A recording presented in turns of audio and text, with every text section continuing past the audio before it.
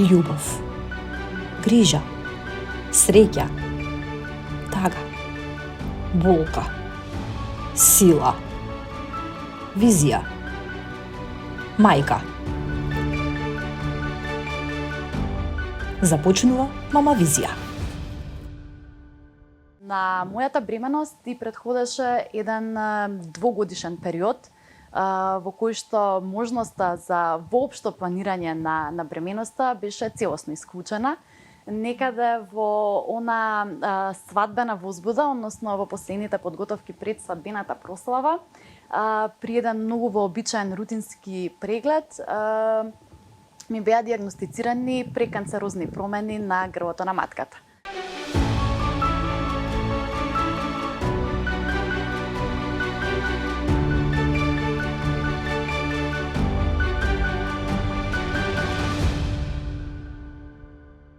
Почитувани, за некои жени најубавиот период од животот е кога стануваат мајки.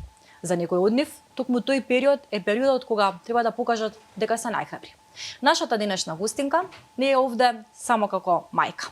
Таа е овде како една силна жена која што преку својата болка, преку својата неизвестност и неправда научи да се бори за себе, за своето дете, но и за достоинството на секоја жена. Во 8-миот месец од бременоста добива отказ од работа. Но не само тоа, таа покренува постапка, односно го пријавува случајот. И не само тоа, покажува и преку медиумите и преку јавноста што и се случува за да ги охрабри сите жени. Овде е нашата гостинка Леа Огњановска-Ставровска. Сакам да ви честитам, ова не сум го направила, но мислам дека заслужувате да ви честитам за храброста која што ја направивте. Направивте една револуција низ медиумите со вашиот храбар потек и задоволство ми е што ќе ја раскажеме вашата мајчинска приказна. Добре дојдовте. Многу ви благодарам, почитувана Александра. Честитки најпрво за обстојувањето на една вака уникатна емисија како Мама Визија. Иако не сум за прв пат во студиото на Слободен печат, ова интервју ми представува особена чест и навистина особено задоволство, затоа што е за прв пат во улогата на мајка и затоа што се однесува на раскажување на мајчинството, која што е една навистина доживотна приказна, така што од срце благодарам за поканата и се радувам на разговорот кој што ни предстои.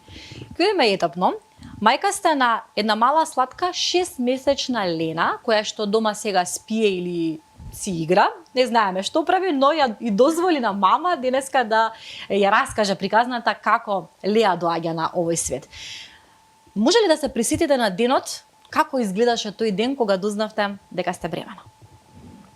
Да, знаете, велат 7 минути имаме пред да го напуштиме овој свет во кој што се навраќаме на најзначајните моменти во животот. Така што во тие 7 минути, една добра минутажа, сигурно ќе биде оној момент кога се појавија двете полни црти на тестот за бременост и како и секоја мајчинска приказна, и мојата приказна веројатно е по одредени аспекти посебна и за мене специфична. Се случи, го паметам точно денот, на 30 март 2025 година. Донесе многу голема возбуда, многу голема радост во нашиот живот, меѓутоа и навистина една потврда во чудото на универзумот или чудото на Бога. Мојата приказна во однос на бременоста започна во тој момент, меѓутоа, како што кажав, многу ми е драго што сум тука и што разговараме на овие теми, бидејќи се теми за кои што навистина треба храброст. Знаете, за да бидете ранливи и слаби, всушност треба да сте многу силни и многу храбри. На мојата бременост ти претходеше еден двогодишен период во кој што можноста за воопшто планирање на бременоста беше целосно исклучена. Некаде во она свадбена возбуда, односно во последните подготовки пред свадбената прослава, при еден многу вообичаен рутински преглед, ми беа дијагностицирани преканцерозни промени на грлото на матката, кои што 2 години бараат посебни третмани, одредени терапии. На крајот, еден од методите кои што беше применет беше и оперативен зафат. И во целиот тој период всушност јас за прв пат почувствував дека навистина сакам да бидам мајка. Помина целата таа фаза, дојдовме до моментот да добиеме чисти резултати и во разговор со мојот гинеколог, со мојата докторка, која што навистина би сакала да искористам приликава да ја поздравам, професор доктор Кети Николовска од Универзитетската клиника за гинекологија и акушерство, моето прво прашање секако беше дали сега можеме да почнеме да планираме бременост. Низиниот одговор беше потврден и така започна цела една нова фаза во нашиот живот. Меѓутоа, поради оваа претходнава приказна, јас навистина не сакав да си создаваме преголем притисок и сакав на некој начин да управуваме со очекувањата, бидејќи никогаш и преголемиот стрес може пак да не одведе во друга насока. Се случи во период кога со мојот сопруг, таткото на Лена, имавме еден навистина многу интензивен професионален ангажман. Јас тој месец отсуствував на неколку патувања кои што беа поврзани со моја професионална надоградба. Мојот сопруг, кој што инаку е консултант по професија, исто така беше на службен престој во Швајцарија, каде што се наоѓа клиентот за кој што работи, и тој прозорец на можности, ако може така да се нарече, беше многу тесен. Се обидовме да го искористиме, меѓутоа повторно ќе кажам без она претерано очекување. И без притисоци, најприродно што може. И без притисоци. Јас со текот на неделите како што одминува, веќе почнав да ги забележувам оние први знаци кои што се вообичаени за навестување на бременоста, но искрено да ви кажам, не си дозволував дури да бидам толкова оптимист. Па така го паметам моментот кога го замолив сопругот да го направиме тестот за бременост, тоа беше со цел да ја отстраниме како опција. Сметавме дека нема голема веројатност, но сакав да направам повторно контролни испитувања и пристапот беше ајде да видиме, најверојатно не е, меѓутоа да исклучиме таа опција за да видиме понатака што може да се случува со мојот организам. Тоа се случи, како што напоменав, 30 март беше денот кога ја добивме оваа навистина најубава вест во животот, а претходно се случи 16 март, еден од најтрагичните датуми за сите нас како граѓанки, како граѓани на оваа држава. И јас сметав дека мојата состојба можеби е последица на стресот, болката која што сите ја доживеавме. Големо беше изненадувањето кога ги видовме двете полни црти, и понатака следеше навистина најтрансформативниот период во мојот живот. Леа, како се запознавате со вашиот сопруг? Каква е вашата љубовна приказна? Интересна. Повторно ќе кажам, секоја љубовна приказна и мајчинство се интересни, токму затоа и вашата емисија толку посебна. Со сопругот се запознаваме на другиот крај на светот. Се запознавме на Занзибар. Сериозно? Да. Годините кои што претходеа на нашата првична средба, двајцата живеевме во Скопје. Од после дознаваме дека имаме навистина еден заеднички круг на пријатели, меѓутоа она прво запознавање се случи при едно патување токму на Занзибар. Но велам, тоа беше нашето прво запознавање.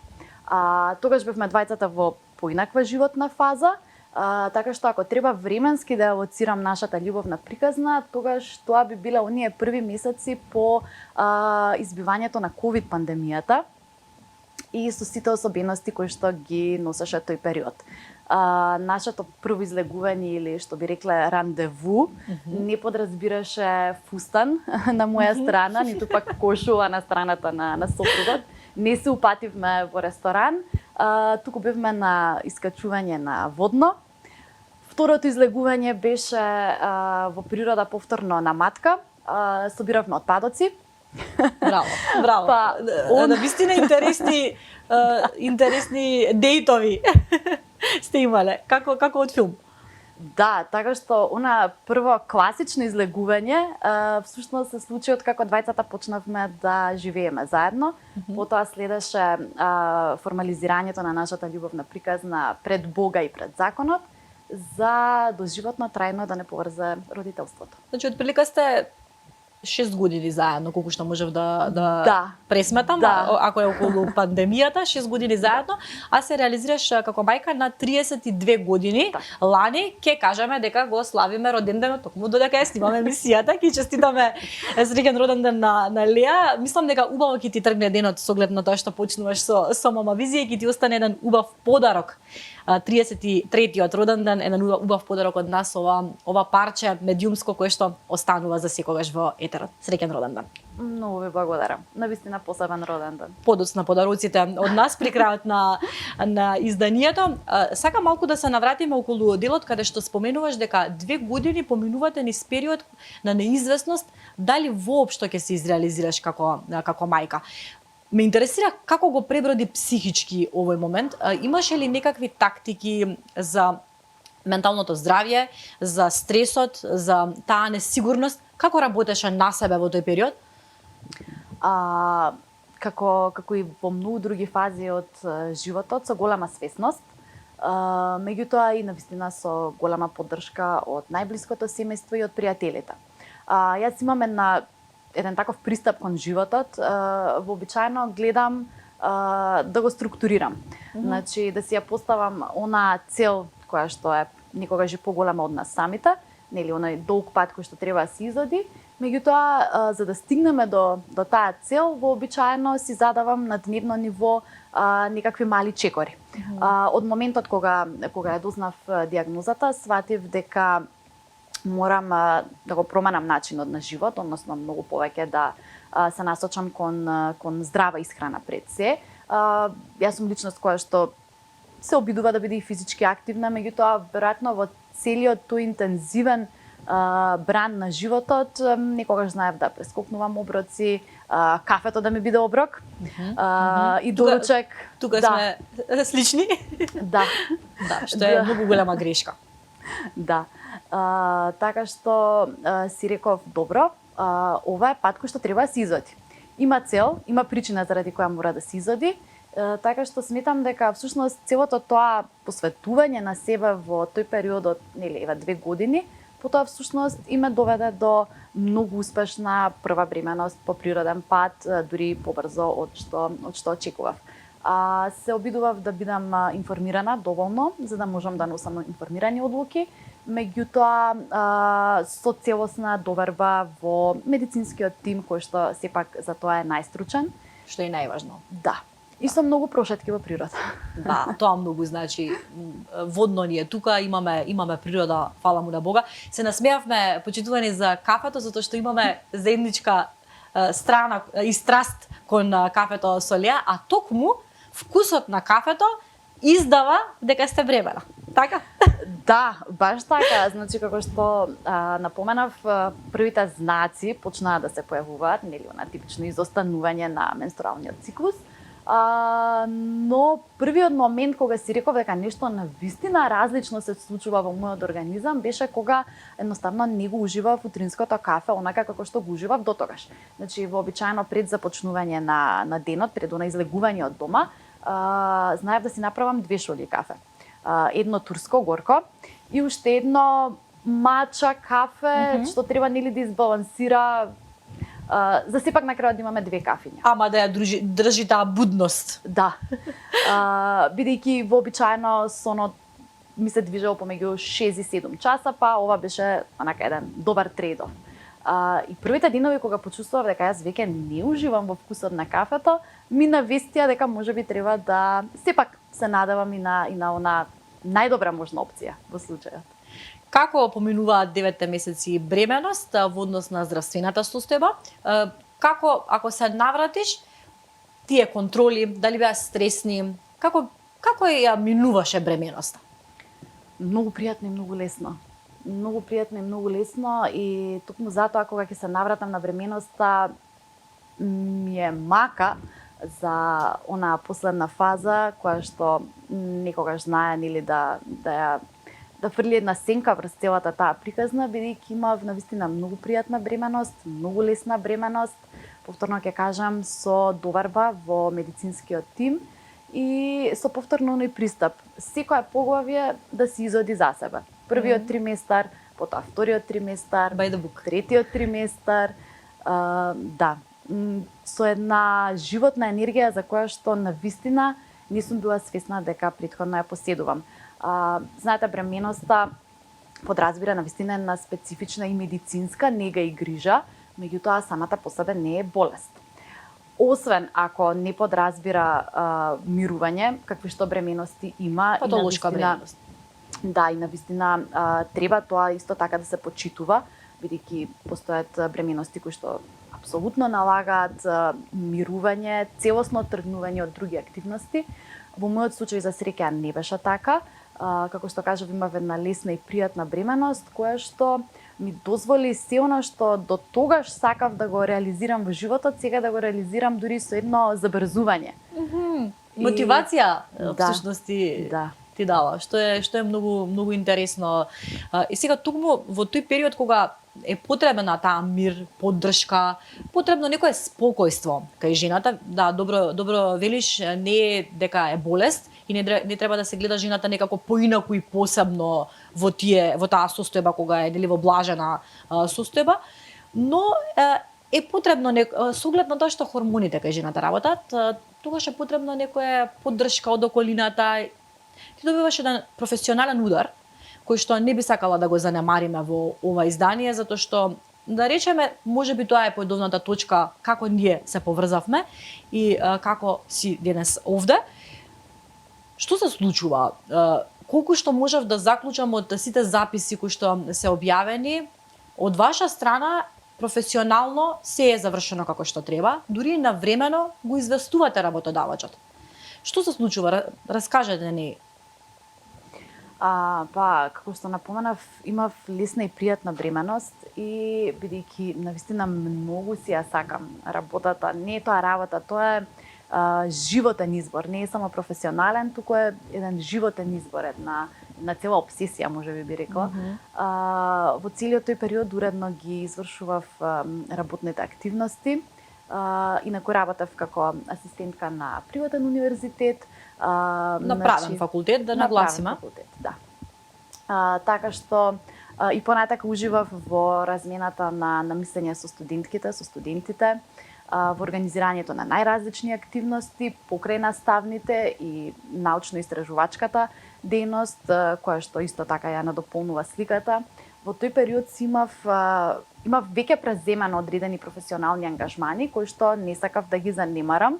Односно си велев дека до оној момент додека успеам да бидам работно активна, ќе бидам работно активна. Па така тие 9 месеци успеа заедно со мојата коавторка. Така е. Успеавме да подготвиме дури 2 труда за објава, книга која што очекувам во следниот период да биде издадена и навистина лесно да поминуваме низ целиот тој период. Дента кога ја добив информацијата дека мојот работен однос нема да биде продолжен, јас всушност се враќав од работа. Значи беше некаде околу 16 часот, паметам дека тој ден имавме испит, се враќав, се упатував кон домот од работните обврски, брзајќи да стигнам дома за уште нешто што сметав дека треба во денот да го довршам.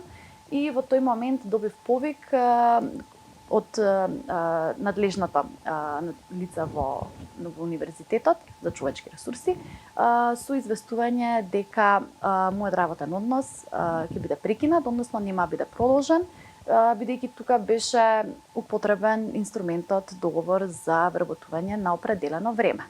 Меѓутоа, тој инструмент, кој што е законски инструмент, да, има одредена смисла зашто е предвиден како таков, односно не би требало да биде злоупотребен за ситуации каква што беше мојата ситуација. Ова го говорам сега вака, бидејќи всушност ова е фактичката состојба утврдена од Комисијата за спречување и заштита од дискриминација. Значи во моментот кога мене ми се случи сето ова, лично, како на жена, мајка која што нели се стреми да се остари како мајка, меѓутоа и како на правничка, бидејќи како што рековте, предавав на правниот факултет при приватниот универзитет, јас ја согледав ситуацијата од двете страни. Знаете, во правото велиме вистина е она што е утврдено како такво од надлежен орган во пропишана постапка. Па така моето професионално искуство ме упати да поднесам представка пред Комисијата за спречување и заштита од дискриминација како надлежен орган кој што тело за еднаквост, која што најстручно може да ја согледа ситуацијата. И во целиот тој период не споделував со јавноста што ми се има случено, бидејќи сакав комисијата да одлучи објективно и непристрасно. Па потоа, доколку навистина се потврди фактичката состојба како таква и таа правна квалификација, тогаш веќе да може тоа да се обелодени во јавноста пред се превентивно за заштита на едните жени. Но и почекавте да се породите, колку што можам да проценам така, го обелоденивте откако се породивте, така? Па таа хронологија на настаните не беше под моја контрола. Представката како таква ја поднесов точно една недела пред породувањето. Беше дождлив понеделник, јас веќе бев во последната фаза од бременоста, меѓутоа си има ветено на самата себе, а пред се на мојата тогаш се уште неродена ќерка, дека ќе ја истуркам оваа борба достоинствено. И го паметам моментот кога поднесов представката, се обелодени кога веќе бев породена, бидејќи сите тие рокови за одлучување и за понатака објавување го направија своето. Но повторно ќе нагласам, сакав да аргументирам со факти, односно не сакав да раскажувам мојата приказна, туку сакав тоа да биде независно утврдено од страна на надлежен орган. И колку што можам да знам, вие тогашниот работодавач го известувате прилично во раната бременост дека сте бремени. Да. Не сте чекале да биде неколку месеци да поминат. Така, значи многу сте биле и коректни од кога го известувате, на која гестацијска недела? На самиот почеток на вториот триместар, кога бременоста станува известна. Так. Знаете, оној прв триместар може да донесе различен исход. Меѓутоа, веќе на самиот праг на вториот триместар, кога бременоста добива одредена известност и понатака може успешно да се развие, знаете како, јас сметам дека морам да го направам она што во ситуацијата е коректно. Јас не можам да влијам на другата страна.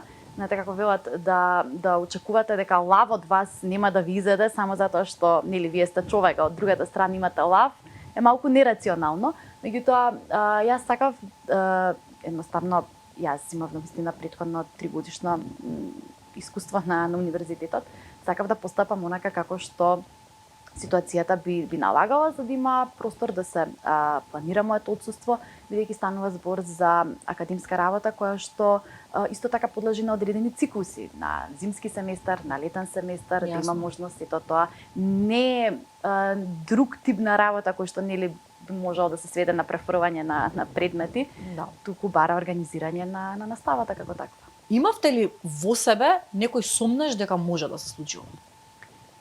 Искрено, да, секако дека тоа не се случи самото од себе. Причината поради која и во тој момент чувствував одреден сомнеш, беа претходно нарушени односи, односно работната средина како таква.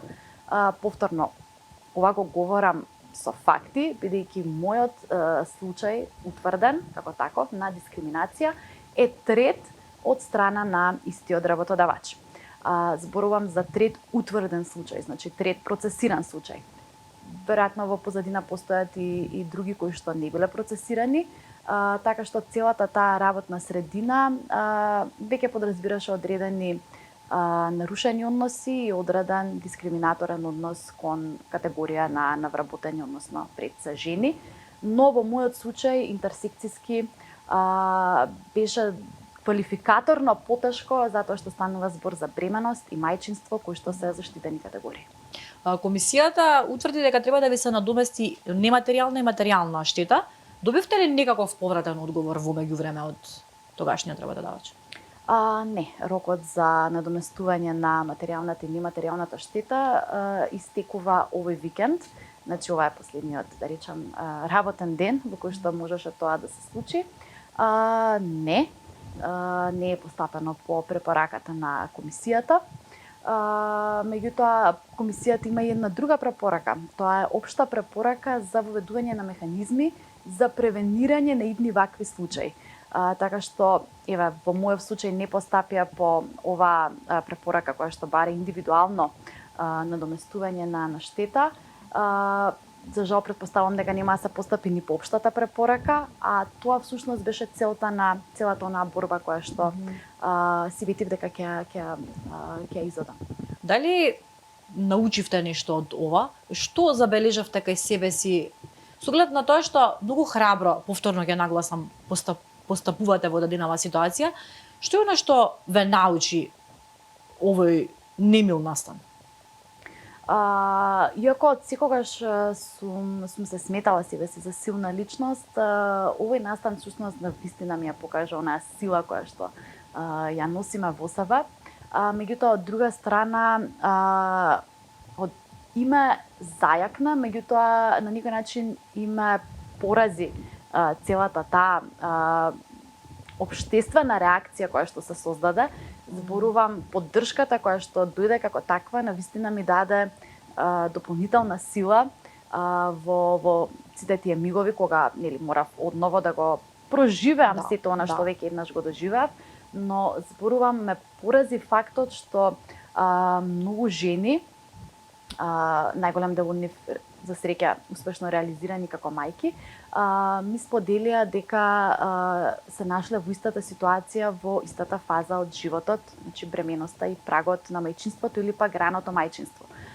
Јас навистина посакувам да бев што е можно поосамена во таа моја битка и да бев една од ретките на кои што тоа им се има случано. За жал, сватив дека сум еден од многуте примери во оваа ситуација процесиран и утврден како таков, кои што го доживеале тоа, што пак ја направи мојата, да речам, лична битка и повик за подигнување на општествената свест, па дури и за законски измени во овој дел, како што и самата комисија препорача. Тоа сакам исто да го начнеме. Веќе дел од пратениците поднесоа барање за менување на законот за работни односи токму во овој дел за бремените жени, за трудниците, за мајките. Сметате ли дека токму овој ваш случај ќе промени нешто со оглед на тоа што се јавуваат жени? Еве, како би ги охрабриле? Што би ги советувале жените кои што се соочуваат со нешто вакво? Кои што минуваат низ ваква ситуација како што се поминале вие? Па најпрво, она што го нагласив, многу е битно да знаете дека не сте сама, затоа што во таа ситуација страда достоинството. Вие се наоѓате на прагот на најтрансформативниот момент во вашиот живот, кога треба да превземете целосна одговорност за еден нов живот. И навистина вас ви треба една посебна сила за да го донесете животот на овој свет. Тоа е живот кој што допрва чека шанса да дојде на светов. Таквата ситуација знае едноставно да направи да се чувствувате потиснато, нормално дека создава екзистенцијални стравови, меѓутоа и ви го руши целото достоинство. Знаете, ние најчесто веруваме дека постојат одредени, да речам, дејности во кои што треба да се работи на напредување на работничките права. Меѓутоа, проблемот со дискриминацијата во фаза на бременост, односно на основа на бременост и мајчинство, е што навистина е толку широко распространета, што опфаќа професии како високото образование, која што е дејност од јавен интерес, особено на факултет каде што интегритетот како таков е понатака формален предуслов за практикување на професијата. Понатака имате тука и медицинските професии се вклучени, значи јас добив исто така поддршка од жени специјализантки кои што морале да се нашле на тој крстопат помеѓу мајчинството и кариерата и морале да се одлучат во една или во друга насока. Компании за информатички технологии, многу е тоа поразително. Навистина е многу поразително. Едноставно ви го руши целото достоинство. Сте вложувале во себе, она што сте го вложувале сакате нели понатака да го пренесете и во животот на вашите деца. Не говорам тука само материјално или пак како некаков притисок за избор на некаква професија, туку сакате едноставно да бидете остварени родители кои што ќе можат понатака да израснат здрави деца. И што ги советувате? Дали секоја една колку што може, сега нели секој индивидуално и секој е различен, дали е добро тоа да се обелоденува, да се споделува во јавноста, дали ќе помогне тоа доколку ваквите примери бидат погласни? Ќе помогне се до оној момент додека се создаде општествен механизам за ваквите случаи да бидат последни. Јас така напишав и во јавната објава, она што јас го доживеав во 8-миот месец од бременоста, не сакам да го доживее ниту една жена, ниту еден маж, значи зборуваме и за мажи кои што се татковци или идни татковци. Тука цела една заедница е засегната, така што јавната реакција, повторно ќе кажам, по изодување на оној правен пат, сепак тоа би била мојата препорака бидејќи сум и правничка по професија, е она што го сугерирам, но повторно се до оној момент додека не создадеме општествен механизам кој што ќе спречи ваквите ситуации, ваквите случаи да бидат толку чести, не сме успеале. Не сме успеале како општество. Не поединечно, не индивидуално, туку како една заедница на луѓе кои што живееме заедно на парче земја и тој наш меѓусебен договор дека ова се вредности кои што ќе ги почитуваме и ова се црвени линии од кои што нема да отстапиме, е всушност рефлектиран во она што го нарекуваме уставни вредности. Како треба да гласи законот за работни односи во овој дел според вас? Што е тоа што ќе помогне? Како кои членови треба да се изменат? Што треба да се додаде? Кои се вашите предлози? Па најпрво би требало дополнително да се регулира тој инструмент, договор за вработување на определено време, да може да биде применет само на онакви околности кои налагаат тоа да биде на определено време. Да не биде последователно користен за вработување кое што всушност би требало самото по себе да биде на неопределено време. И бидејќи постои одредена законска заштита на бременоста и мајчинството како таква и во самиот закон за работни односи, таквата заштита да се примени и на договорите за вработување на определено време, односно доколку се случи таква ситуација, еве како во мојот случај, да договорот истекува во рамките на оној период на бременоста, да не биде раскинат пред бременоста да биде успешно реализирана. Така, да. И сега, со оглед на тоа што споменавме, парадоксално е што ова се случува на еден познавач на професијата, правник, што му се случува на една идна мајка која што е правничка, која што ги знае нели напамет сите и наизуст законите. Дополнително вие носите ќерка. Овде веднаш си го поставив прашањето: како сега, како мајка на ќерка, која што утре ќе биде жена, се чувствувате во оваа ситуација дека можеби неизе утре ќе се случи ова? Па токму затоа, како да ви кажам, се нафатив на целата оваа борба, која што повторно ќе кажам, подразбираше одново проживување на целата таа ситуација. Го паметам моментот кога ја зедов одлуката во раце и кога ја прочитав, се навратив низ сето она кое што ми се случуваше, сите емоции кои што ги доживеав, стресот кој што го доживеав како таков. Но токму затоа си реков дека нема едноставно да останам должна самата на себе, бидејќи како што споменавте и професијата тоа ми го налагаше и образовната позадина, но дотолку повеќе заради мојата ќерка. Тој 8 месец, како го поменувате? 8 месец од бременоста зборувам. Да. Извесно беше дека ќе прекине работниот однос кај работодавачот кај кој што претходно имав подолгогодишно искуство. Така што тој 8 месец ми донесе многу нови предизвици кои што не би биле вообичаени за последната фаза од бременоста, односно потрага по нова работа за да можам сепак и екзистенцијално и материјално да се подготвам за периодот на мајчинството, што дополнително и физички и психички ме исцрпи.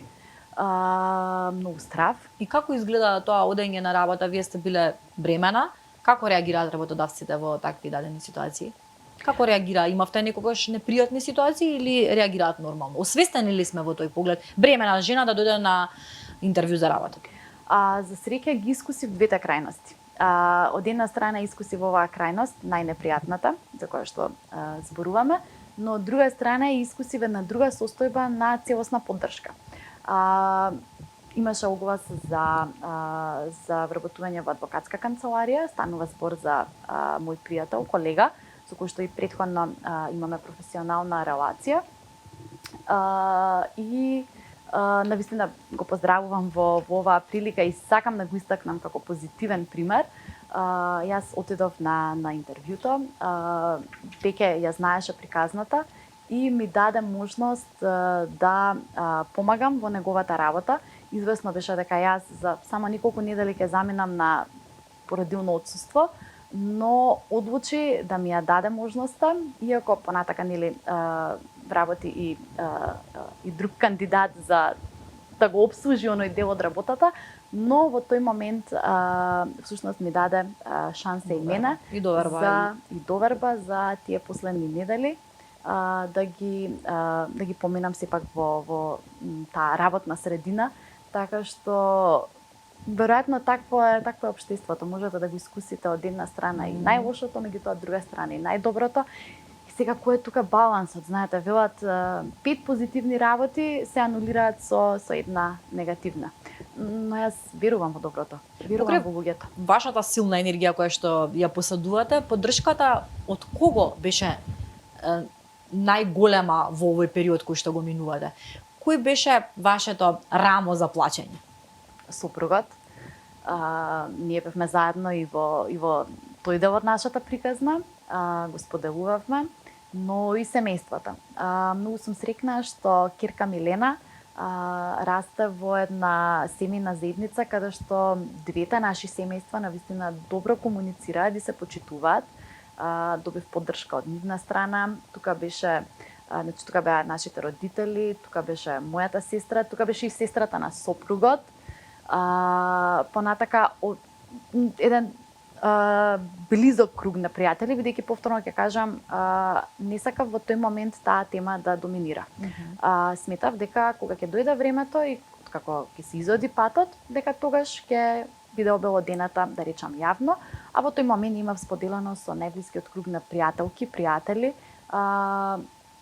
Тука е една моја пријателка со која што претходно имаме споделувано исто така еден работен ангажман, инаку адвокатка по професија, која што исто така многу ми помогна и со низините насоки. Ја поздравувам во оваа прилика, Неда. И некако полесно е кога не сте сама.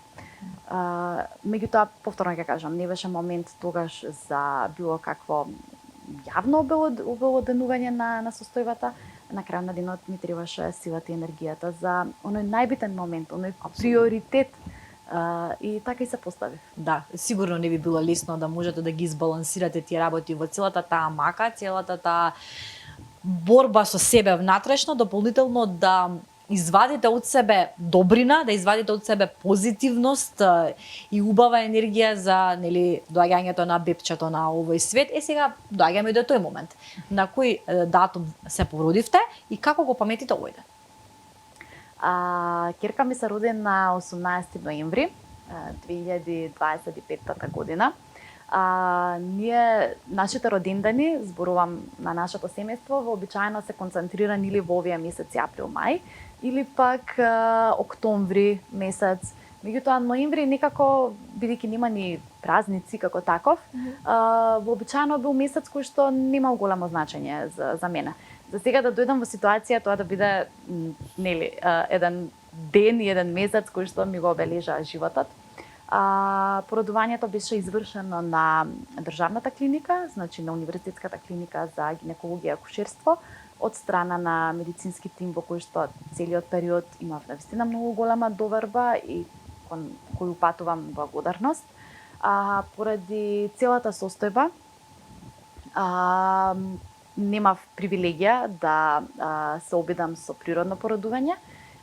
Мораше да биде закажан царски рез, од причина што сето она што го доживеав не остана само на мое поединечно ниво, туку всушност го афектираше и оној живот кој што велам, чекаше шанса да дојде на овој свет.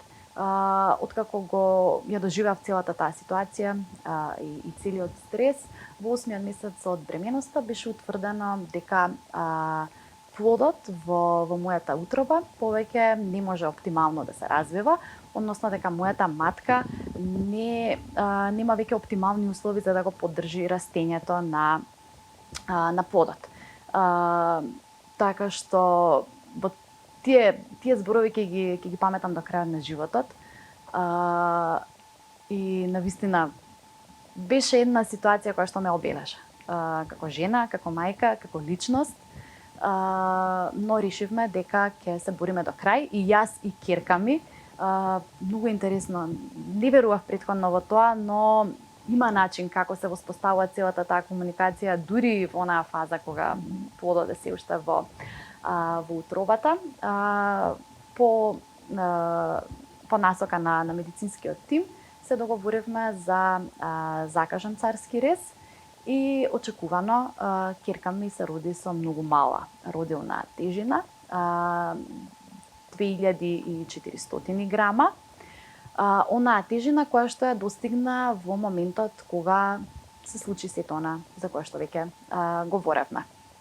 За мене тоа беше, да ви кажам, поразително во моментот, бидејќи нели како мајка чувствувате потреба уште од утробата да направите се за вашето бебе, меѓутоа беше плод кој што беше морфолошки и генетски сосема добро развиен, витално развиен, а понатака малата родилна тежина многу лесно успеавме да ја надополниме во првите месеци од нејзиниот живот, зашто пак јас си дадов самата на себе задача да успеам во доењето. Да, но така сепак очигледно Лена е силна на мама. Можеме да претпоставиме уште сега 6-месечно бебенце. Ајде пред да раскажеме како минуваат овие 6 месеци со неа дома, кажете ми како го добива името, тоа преубаво име. Како го добива името Лена? Па моето целосно име е Лепосава, на мојата покојна баба, која што дочека да знае дека сум бремена, но не дочека да ја запознае својата правнука. Име кое што е многу уникатно и специфично, но јас со гордост го носам, бидејќи ме издвојува од сите други кои што сепак имаат некои почести имиња. Но бидејќи е малку потешко за изговор, пријателите ме знаат како Леа. Мојот сопруг пак, неговото име е Доне, и од Леа и Доне спојката беше Лена, значи во секоја смисла. Дополнително мојот сопруг, неговото семејство потекнува од егејскиот крај и тоа е едно типично име за тој крај, па сакав да оддадам почит и кон целата таа семејна историја. Знаеме сите нели добро за што станува збор. Каков е животот со Лена? Колку вас ве промени мајчинството? Како се чувствувате овие 6 месеци? Животот со Лена е многу динамичен. Ако претходно сметав дека животот ми се одвива интензивно, сега повторно ќе кажам, добива едно дополнително забрзување. Деновите никогаш знаат да бидат долги, меѓутоа неделите, на почетокот неделите, потоа месеците, па сега дури годините, знаат да бидат навистина кратки. Мислам дека од моментот кога една жена ќе стане мајка, како еден маж ќе стане татко, веќе неговото време се мери според тоа како растат децата. Знам дека е клише и сум го доживувала како клише, но тоа е вистината. На почетокот, како што кажав, си ветив самата на себе и на Лена, дека ќе се вложам, ќе се обидам да успееме во доењето, кое што е навистина многу природно како такво, но бара и одредена вештина. Пред да дојде Лена на овој свет, во оние последни месеци, како и за многу други процеси од животот, се обидов да пристапам преку едукација. Посетував школи за доење и за нега на новороденче. Кај јасно? Да. Нема која жена што не... Мислам дека секоја втора жена во Мама Визија ја споменува така што очекувано. Да, искрено ја поздравувам. Вообичаено има покрај школата на Јасно, посетував и предавања кои што исто така се достапни и бесплатни од организацијата Матрона и семејството и пријателите кои што ме знаат, нели се шегуваат дека го завршив факултетов сега за мајчинство. Но не постои такво нешто како завршување факултет за мајчинство, значи во моментот кога доаѓа на свет, вие веќе сте нова личност и ништо не може да ве спреми за тој момент, но добро е да имате одредена представа за да знаете да ги препознаете предизвиците и да знаете да побарате помош. Како што кажав, ми беше битно да го совладаме доењето. Лесно го поминавте тој процес? Не, воопшто. Мислам, повторно ќе кажам, најприродно е, меѓутоа на почетокот бара помош, бара поддршка, бара упатување, бара одредени вештини. Јас таа поддршка ја добив уште во самото родилиште и ја поздравувам госпоѓата Борка која што ми помогна во таа насока. Но бара многу трпение, бара упорност и континуитет. Да, за да дојдете до оној момент веќе после само неколку дена кога тоа ќе ви биде најлесното и најприродното чувство на светот, но тие денови, повторно ќе кажам, знаат да бидат долги, знаат да бидат исцрпувачки, а сепак со почит и кон мајките кои што од одредени причини не можеле да успеат во доењето, треба да се има предвид и нивната страна. Но јас реков дека ќе се обидам и среќна сум што имавме успешна доенечка приказна која што се уште трае и поради тоа мојот ден, нели ме прашавте како поминува денот, мојот ден е поделен на оние интервали од 2 до 2,5 часа. Да. Некогаш кога си дозволувам да повторно се на посветам на некоја активност, да, го имам предвид сепак тоа временско распределување. Да, мора да ја почитуваме Елена, затоа што сега таа е најглавна. Може ли да ни споделите некои трикови, мајчински трикови за оние мајки кои што имаат бебиња дома, па нешто да посоветувате, да помогнете, нешто што вас ви било предизвик и кое што сте го надминали и сметате дека би помогнало и на некоја друга мајка? Па, многу сум среќна што мојата бременост се случи во период кога и на мои многу блиски пријателки исто така им се отвори оваа фаза во нивниот живот. И пријателката со која што живееме во истата зграда, во истиот влез, Ивана, исто така беше бремена во горе-долу истиот период. Мојата најдобра пријателка Александра се породи неколку месеци после мене. Маја, која што беше ваша гостинка во Мама Визија. Трудницата. Која што чекаме во секој момент да ни каже убава вест. Исто така беше во целиот тој процес. Тука би ја споменала и мојата цимерка од родилиштето, Викторија.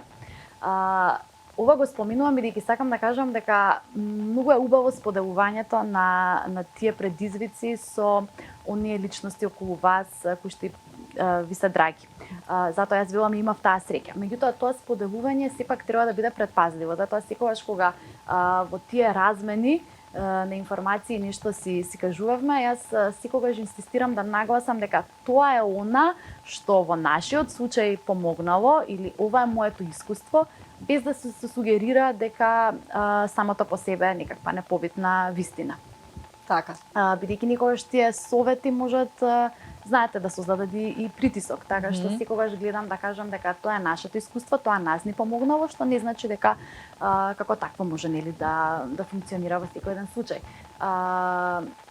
Пееме песнички. Добро. И многу интересно мајчинството некако ве навраќа и ни сето она што вие сте го доживеале во животот. Например, кога прв пат требаше да ја пеам на ќерка ми, на Лена, првата песничка која што ми дојде на ум беше песничката која што баба ми ја пеела мене, без при тоа јас воопшто во годините наназад нели да се навратам на таа песна. Мојата омилена песна Езеро мое, која што мене ме смирува, исто така делуваше многу смирувачки и кон Лена, па ќе видиме можеби за нели некој временски период од сега, можеби Лена понатака ќе ја пее Езеро мое на низиното дете. Да, кој знае, тоа е еден круг и циклус на животот. Одили во градинка, како го размислувате тој момент, оставање во градинка, кој ја чува или вие ја чувате? Грижата за Лена е пред се моја, сепак се наоѓа во една фаза нели од 6 месеци кога се уште имам можност да се грижам за неа.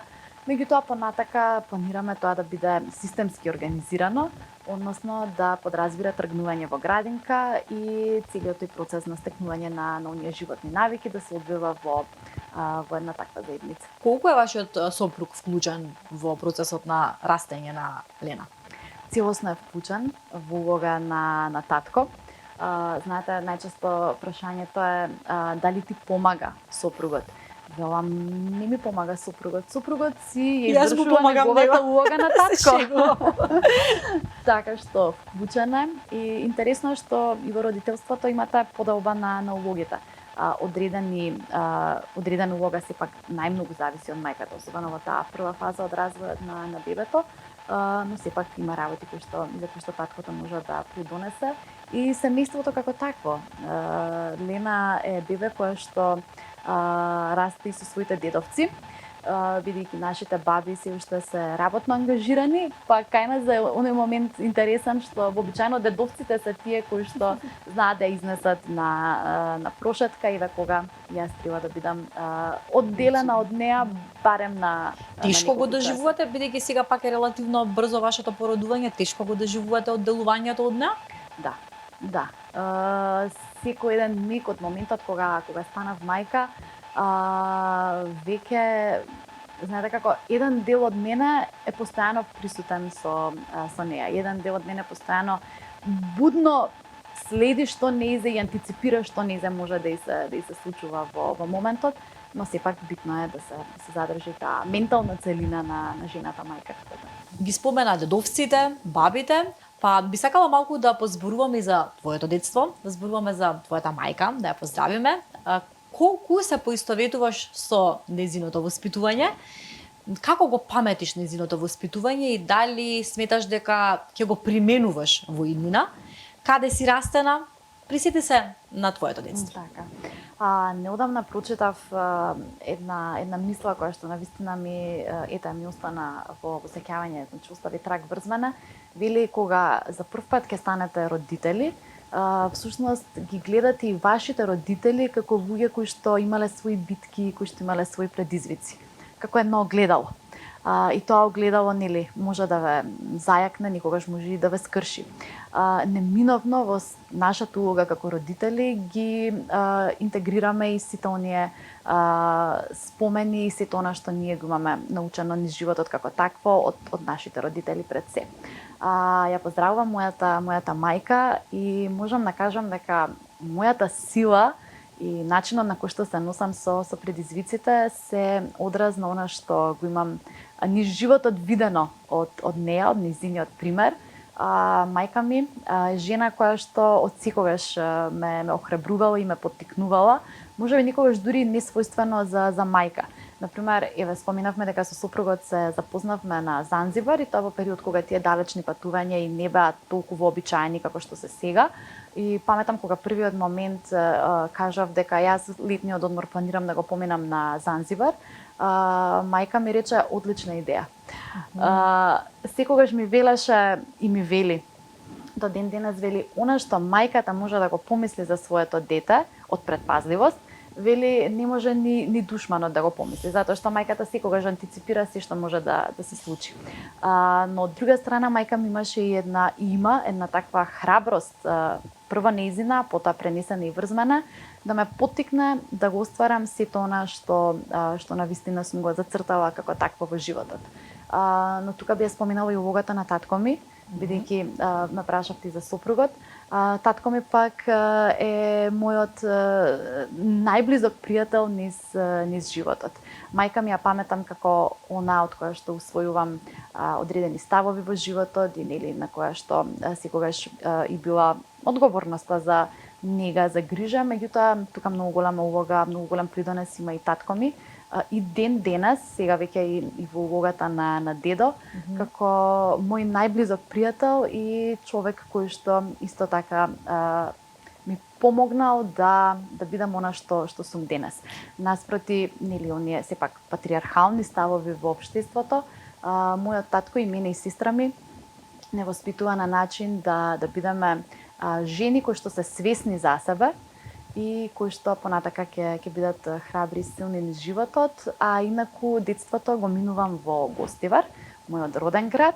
И кога ќе ме прашаат околу тоа, велам, знаете, ние во Гостивар први пиеме вода од Вардар. Тука е изворот, Вруток, и не случајно многу силни, храбри личности потекнуваат од Гостивар. При крајот сме на оваа епизода, летна брзо времето, но еве би сакала и некоја порака до трудниците кои што не гледаат, до перцепцијата на една жена кога станува мајка, личната перцепција која што самата си ја носи. Не зборам само за физичките промени кои што секоја жена ги има, тоа се посилни од нас, но зборувам воопшто генерална перцепцијата, една ваша порака како треба да се чувствува една трудница и како треба да ја воспримаме ние како општество. Всушност, тие перцепции кои што ги имаме за бремените жени, за трудниците и за мајките во таа рана фаза од оваа доживотна улога, веројатно тие се причината и за оние стереотипи, предрасуди кои што понатака се развиваат во цело едно дискриминаторно однесување, за какво што веќе говоревме. Додека бев бремена, бидејќи, како што ви кажав, сакав да читам, нели и книги на темата, меѓутоа и некои обични постови, најдов на една мисла, вели, најдов на еден пост на Инстаграм, вели, знаете, во бременоста ќе ви се случи да јадете кисели краставички со сладолед, ќе заборавите каде сте го ставиле клучот. Некое такво портретирање на бремените жени, како вие да сте едноставно целосно надвор од вашето тело. Значи, се она што до вчера сте биле како жена, сега едноставно е во некаков дисбаланс. Баш напротив. Во моментот кога една жена ќе стане трудница, всушност се вели е најблиску до Бога, бидејќи во себе носи нов живот, создава нов живот. И така треба да се гледа. Не треба да се гледа како на слабост, не треба да се гледа како на болест, туку баш како на една состојба во која што целата ваша сила, прво како личност, како индивидуа, второ како жена, едноставно треба да ми се гледа доаѓа до израз. И јас изреагирав, да ви кажам, јавно на таквата објава, велам, точно е дека е многу трансформативен период и точно е дека треба одредена поддршка во тој период. Меѓутоа, ниту ми се случи да јадам кисели краставички со сладолед, значи си го задржав нормалниот апетит, ниту заборавив каде го имам ставено клучот, бидејќи цела една книга успеав да подготвам во фазата на бременоста. Сметам дека и ние треба да работиме на како што кажавте, на таа општествена перцепција, со исклучок на оние ситуации кога бременоста навистина налага мирување и кое што исто како такво треба да биде обезбедено. Но сепак и покрај целата оваа динамика што бременоста може да ја задржи во вашиот живот, сепак треба да бидеме свесни дека тука не станува збор само за животот на жената поединачно, туку тука станува збор пред се за еден живот кој што допрва чека шанса да дојде на овој свет. И токму затоа таа заштита треба да биде таква. И овие повреди за кои што зборувавме се толку тешки, не затоа што се одразуваат врз вас само врз вас како индивидуа, туку повторно ќе кажам, врз еден живот кој што допрва чека шанса да дојде на светов, а на кој што му должиме да создадеме подобар, поправеден свет, тоа е еден невин чист живот. Тоа е нашата иднина. Да, тоа е нашата иднина, а вие на самиот крај, вашата визија за Елена, имате ли некаква визија од сега гледано? Што би сакале таа да биде? Дали би сакале да биде правничка, да тргне по вашите стапки, или едноставно имате поинаква визија за неа? Која е вашата мама визија? Мојата мама визија е Елена да биде личност самата за себе, да биде своја личност. Еве, како родител, како мајка, се наоѓам себе си како имам одредени очекувања, дури во оваа рана фаза, нели, кога се среќавате со различни развојни фази, па одредници. Меѓутоа, покрај тоа што ние стануваме родители, децата како такви се засебен живот на планетата Земја. Така што сакам Лена кога ќе порасне да биде силна и храбра, бидејќи тоа е неопходно за да се чекори низ животот, да биде горда врз себе и да биде се она што универзумот намерил Лена да биде. Јас се надевам дека ќе го направам најдоброто од мене за тоа да се остvari. Дали кога ќе порасте ќе и раскажете ни што помина мама додека таа беше во стомакот. Дали ќе го раскажете тој момент? Да, во ситуација кога ќе биде доволно зрела за да може да ја свати целата таа приказна, би сакала да ја раскажам, а ова парче време и простор кој што енергија која што денес го споделивме, мама визијата за која што разговаравме, ќе остане исто така еден спомен и да речам правнички доказ кој што ќе го предочам за да ја свати целата таа приказна. Да, ќе го чуваме линкот. Имаме на крај подароци. Се надевам ќе ви се допаднат. Педантно одбрани. Сакам и да си го отворите. Ова е рачна изработка од Бокарт. Верувам дека овој накид ќе го вклопите во вашиот стил. Гледам дека сте креативна во изразувањето при облеката. Сакам да си го видите подарокот. И секако да ги заследите Бокарт на Инстаграм, затоа што прават преубави рачни изработки, па ите за пријателките, за сестрата, за вашата мајка, свекрвата и така натаму. Дали е добро? Да. Се потрудив да биде нешто што мислам дека ве израдува. Да, многу ме израдува, бидејќи од оваа недава сме во оваа касни порасни фаза, кога Лена почнува веќе да, нели, да јаде јаболко, да јаде банана, така што е целосно во насока на мама визијата која што ја живеам. Одлично, многу се радувам и секако мирисот на мама визија е овде. Ова е цвеќарницата Фрида, која што верувам веќе добро ви ја позната, затоа што јас сум навистина здодавна кога повторувам постојано Фрида, но со право го правам тоа, затоа што навистина мора да ги посетите. Тоа е еден цветен рај, каде што ќе уживате и секако ќе си го разубавите вашиот дом или ќе го израдувате некого, уживајте во цветниот аранжман од Фрида. Многу ви благодарам. Еве, родендинскиот букет е тука, а јас исто така многу сакам да подарувам, така што се надевам дека во следна прилика ќе може да биде и мој подарок за некоја од моите драги жени. Ви благодарам многу, ми беше огромно задоволство. Знам дека успеавме да испратиме силна енергија и силна порака, каква што сте впрочем и вие.